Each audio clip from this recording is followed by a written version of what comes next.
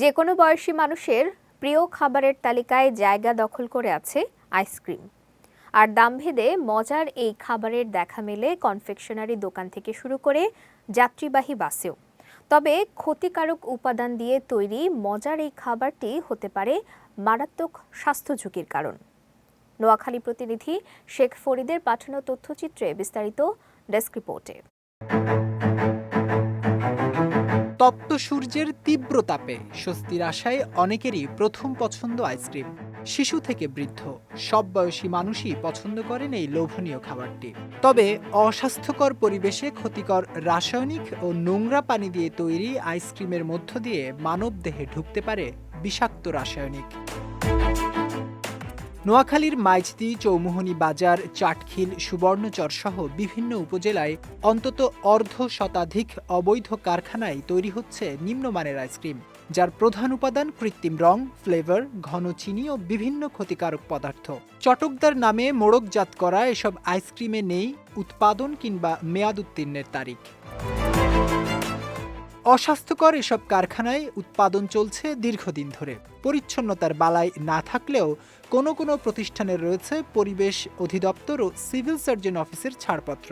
তবে অনেকের দাবি বিএসটিআই ও পরিবেশ অধিদপ্তরের অনুমতি নিয়েই প্রতিষ্ঠান চালাচ্ছেন তারা। বিএসটিআই অনুমোদন আছে, আমরা বিএসটিআই অনুমোদনের মাধ্যমে আমাদের প্রতিষ্ঠানটা পরিচালনা করতেছি। গরম পানি করার পরে এটার সাথে আরো মিক্স করি, তখন আমাদের আইসক্রিমের মানে এটা হয়। এখন এই মাল চলে না, এখন সর্বোচ্চ কত আছে হাসপাতাল মাল চলে মনে করেন না ডেইলি 10-15 হাজার আইসক্রিম উৎপাদন হয়।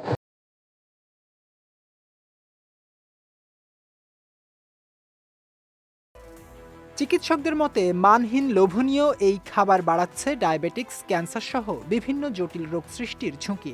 লিভার ডিজিজ হতে পারে, অথবা চোখের সমস্যা হতে পারে, এছাড়া আপনার হচ্ছে কিডনিতে সমস্যা হতে পারে, ক্যান্সারের মতো রোগ হতে পারে, স্কিনের বিভিন্ন ধরনের রোগ হতে পারে। সবচেয়ে আলোচিত বিষয় আপনি খেয়াল করলে দেখবেন যে বাচ্চাদের আজকাল ডায়াবেটিস রোগে আক্রান্ত হচ্ছে। এটাও কিন্তু একটা মারাত্মক কারণ যে আপনার এই ধরনের একেবারে বাজে পরিবেশে উৎপাদিত আইসক্রিমগুলো বাচ্চারা খাচ্ছে, আর পরবর্তীতে এইসব কারণে বাচ্চারা আপনার বিভিন্ন রোগে আক্রান্ত হচ্ছে। এদিকে এ সকল প্রতিষ্ঠানের বিরুদ্ধে অভিযান পরিচালনা করে ব্যবস্থা গ্রহণের কথা জানিয়েছে জেলা নিরাপদ খাদ্য কর্তৃপক্ষ। জেলা প্রশাসনের সহযোগিতায় খুব শীঘ্রই তাদের বিরুদ্ধে আমরা অভিযানে নামব। আমরা নিজস্ব সার্ভিলেন্স টিমের মাধ্যমে তাদেরকে সতর্ক করে আসছি এবং তাদেরকে বলা হয়েছে যে যদি আপনারা লাইসেন্স গ্রহণ না করেন এবং পরিবেশ উন্নয়নের মাধ্যমে লাইসেন্স গ্রহণ করতে হবে। যে কালার ব্যবহার করছে অথবা অস্বাস্থ্যকর পরিবেশে তারা আইসক্রিম বানাচ্ছে অথবা যত্র নিবন্ধনবিহীন তারা যে জায়গায় ব্যবহার করছে, প্রত্যেকটার বিরুদ্ধে আইনে নিরাপদ খাদ্য আইন 2013 অনুযায়ী আমরা ব্যবস্থা নিতে পারি।